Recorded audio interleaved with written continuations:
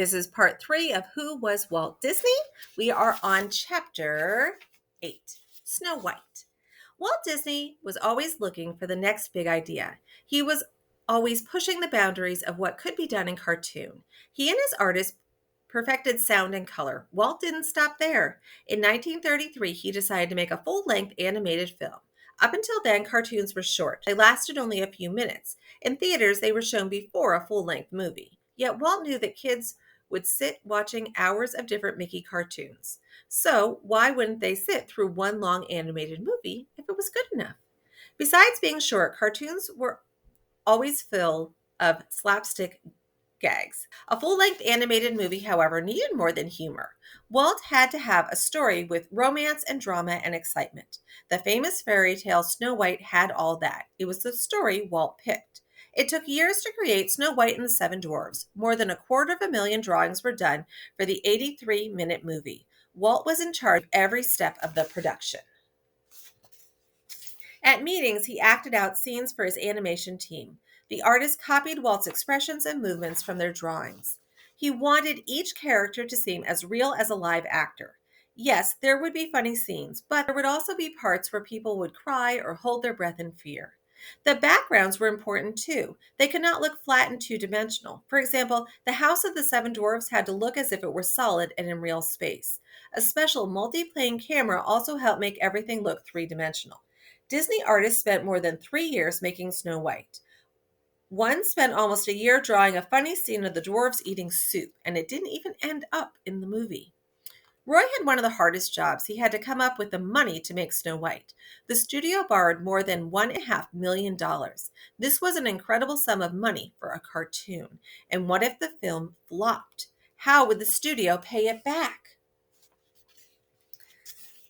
Snow White and the Seven Dwarfs opened on December 21st, 1937 at the Carthay Circle Theater in Los Angeles. Famous Hollywood stars came dressed in evening gowns and tuxedos. The audience gasped at the beauty of the film, and at the end, the audience applause was like thunder. Time magazine put Walt on the cover and called Snow White a masterpiece. Walt won a special Academy Award. It had a golden Oscar surrounded by 7 smaller Oscars. Over the next few years, Disney produced 3 more wonderful movies in animation: Fantasia, Pinocchio, and Bambi. However, none matched the film magic of Snow White. To this day, it remains one of the most popular movies ever made. There's some marquees for those other ones. Chapter 9, The Strike.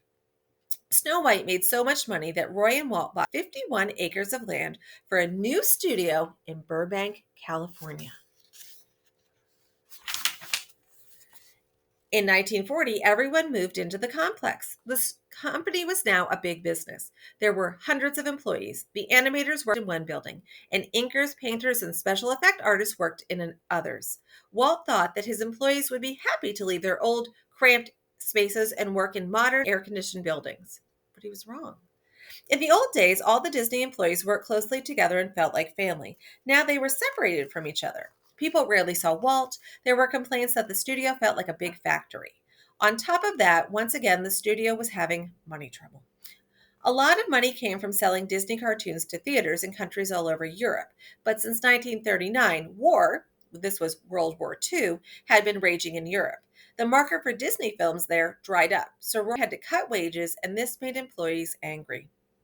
They said they would stop working if Walt and Roy didn't listen to their complaints. Walt held a meeting and tried to calm the people down. It didn't work. On May 29, 1941, hundreds of Disney workers went on strike. That meant they refused to work until their demands were met. They stood outside the studio entrance shouting at anyone who dared to go to work. When Walt drove up each morning, workers screamed and banged on his car. The strike lasted 9 weeks. It upset Walt terribly. He believed that the Disney studio had always been fair to employees. He felt betrayed. His health suffered again from all the stress. In early August, he went to South America. While he was away, Roy settled with the strike leaders. The employees got their pay demands. But the strike changed Walt. He refused to see that any of the workers had honest complaints. He was very bitter. Then in September, his father Elias died. Now both Walt's parents were gone, and his next full-length cartoon, Dumbo, was about a flying elephant and was not a success. that he was hoping for. It came out in October of 1941. Everything changed at the studio after December 7th, 1941. That was when the Japanese Army bombed an American naval base at Pearl Harbor, Hawaii. Now, the United States was in the war too. American soldiers were fighting on two fronts, in the Pacific and in Europe. The U.S. Army took over Walt's studio. Training films for soldiers were needed. Walt had a hard time feeling creative doing this kind of work. Walt used Donald Duck in several cartoons for the U.S. Army. In one, Donald plays a skinny American soldier who becomes a hero. In another film, Donald Duck is living a miserable life in Nazi Germany. At the end, it turns out to be a bad dream. Donald wakes up safe and happy in the United States. This kind of film was to make Americans feel proud of their country. And there's a little bit about Pearl Harbor. On Sunday, December 7th, 1941, the Japanese bombed a naval base at Pearl Harbor in Hawaii. The surprise attack destroyed U.S. warships and planes and killed 2,400 people. Americans were shocked by the news. President Franklin Roosevelt declared war on Japan the next day. 3 days later, our country declared war on Germany and Italy. World War II ended in Europe in May of 1945. Japan did not surrender until August 1945 after the United States dropped an atomic bomb on the cities of Hiroshima and Nagasaki, Japan.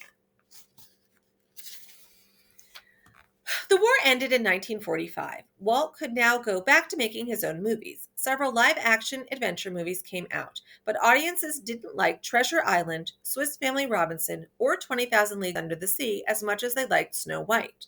One Disney movie, Song of the South, made many people angry.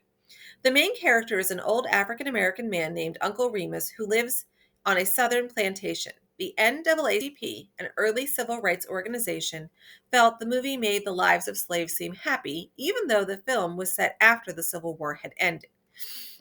Black Americans were very upset. Critics said Walt Disney was out of touch. Walt turned to making nature movies like Seal Island,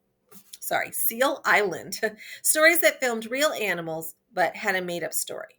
Walt did not pour his heart into these films the way he had with his classics. Maybe making movies was starting to bore him a little. Or maybe it was because Walt was already thinking about the next big thing. Chapter 10, A Fantasy World. In some ways, Walt Disney always remained a kid at heart. When he took his daughters to the merry-go-round in Griffith Park, he'd get on a horse and ride too. At home, Walt spent hours tinkering with wind-up toys and model trains. He even had a real little railroad built in his big backyard. On weekends, Walt put on his engineer's cap and he'd take his daughters and friends for a ride. Afterwards, he'd whip up goopy banana splits that nobody could finish. It was a good, wholesome fun. That started Walt thinking, what if there were a place where families, not just kids, could go and have fun together? It would be like an amusement park, only cleaner, different, better. It would have a village like Marceline, Missouri. Stores would sell Disney clothes and toys. There'd be a little railroad, a movie theater, and rides. Lots of rides. Roy wasn't wild about the Disneyland idea. Who will pay for it, he asked, but Walt already had the answer. Television had always fascinated Walt. He saw that it was the next big thing. All through the 1920s and 1930s, people tuned into popular radio shows, but you could only listen to the radio. You couldn't see anything. Television brought about the end of radio shows. Many filmmakers also thought of TV as the enemy. The little screen was taking away the audience for the big screen pictures. Not Walt. He saw TV as another way to entertain people. He thought that in return for Disney TV show, a network would invest in his theme park, and Walt was right. ABC started running a show that featured Disney cartoons and some live-action skits. It was a big hit. The only other show that was more popular was I Love Lucy, starring the comedian Lucille Ball. Walt was the host of the show. He talked to viewers in a friendly, grandfatherly way. Before long, kids all knew Walt Disney's face. He was a star. The Mickey Mouse Club was another hit for ABC. In every episode, there was always a newsreel, a cartoon, and songs and dances performed by a group of young actors called Mouseketeers. The first show aired in 1955. For many years, it ran 5 days a week. He also created a Western miniseries called Davy Crockett. Davy Crockett was a real-life frontiersman from Tennessee who lived in the early 1800s. To play Davy, Walt chose a good-looking young actor named Fess Parker. There were only 3 episodes of Davy Crockett, but every kid wanted a coonskin cap just like Davy's. Every kid knew the words to the theme song. The studio made a lot of money in television. Television helped Walt build his Disneyland dream. As with all the other big Disney projects, Walt was in control. He loved working on the theme park. He wanted to create a jungle, so he did. If if a lake wasn't big enough, he had it made bigger. Disneyland opened on July 17th, 1955 in Anaheim, California. Just 4 days earlier, he and Lillian had had their 30th wedding anniversary. Opening day did not go smoothly. Crowds stood in line in 100-degree heat. Some of the rides weren't working. The train didn't lead anywhere. It came to a dead end. There were not enough trash cans or water fountains. But Walt had things fixed right away. Soon the place was spotless. Everyone who worked there was polite and cheerful. They had to go to Disney University to learn how to behave toward visitors. People all over the world were flying to Disneyland. There they could spend time in Fantasyland with its fairy tale castle and fairy tale characters in costume. They could look for hippos and other animals in Adventureland or ride on the Mark Twain riverboat. There was Main Street that looked very much like the one in Marceline, Missouri. Walt enjoyed Disneyland as much as anyone, but he had to disguise himself in a floppy hat and sunglasses or fans would mob him. Sometimes a child still recognized him. Walt would put up his fingers and secretly slip the child an autograph. After hours, Walt had Disneyland all to himself. He drove a mini fire engine through the streets or relaxed in his private apartment over the firehouse on Main Street. Already he was thinking about the next big thing, a city of the future. Walt's plans for Epcot, which stands for Experimental Prototype Community of Tomorrow, included monorails and underground roads to keep children safe from cars. City streets would be designed to look like different places from all around the world. It would be just the kind of place Walt would want to live himself. Chapter 11, Final Act. Some men slow down as they age, but not Walt Disney. He had too many ideas to quit working. In 1964, a giant World's Fair was being held outside New York City. Some of the best exhibits were designed by Walt Disney. One was called Great Moments with Mr. Lincoln. An Abraham Lincoln robot got up from a chair. He looked left and right at his audience. Then he shifted his weight from one foot to another and recited a speech about liberty. The robot looked so real that people thought it was an actor. Walt didn't spend much time at the studios anymore. Making movies didn't interest him. Diane and Sharon were both married. Walt and Lillian became regular babysitters for their grandchildren. Walt loved having a house full of little children again. He often sat on his front lawn and watched his wild bunch pile up patio furniture to make backyard forts and rocket ships. He let the kids spend the night at Disneyland and explore it when nobody else was around, and he put some of them into Disney films just for fun. In July of 1966, Walt and Lillian celebrated their 41st anniversary. They took the whole family on a cruise to British Columbia. Walt wasn't feeling well, but he enjoyed being with his grandchildren. He let them crawl all over him. When he got tired, he climbed to the upper deck to think. He'd think about Epcot. After the trip, Walt didn't get better. Medical tests discovered something very serious. Walt had lung cancer. Walt had smoked cigarettes since his days in France. Until 1964, however, people did not know that smoking causes cancer. When Walt was in the hospital, Roy came for a visit. He found Walt staring at the ceiling. Walt pointed out where everything was going to go in Epcot. The next day, December 15th, 1966, he died. Walt Disney was 65 years old. He did not live to see the opening of Walt Disney World in Florida in 1971, but Roy was there. He wouldn't retire until Walt Disney World was complete. Walt Disney has been gone for a long time. However, he is still entertaining people through Disney books, records, movies, toys, and his parks all over the world, where each year millions of families come with one idea: to have fun. Here's some pictures. Him in the hospital, him on the boat.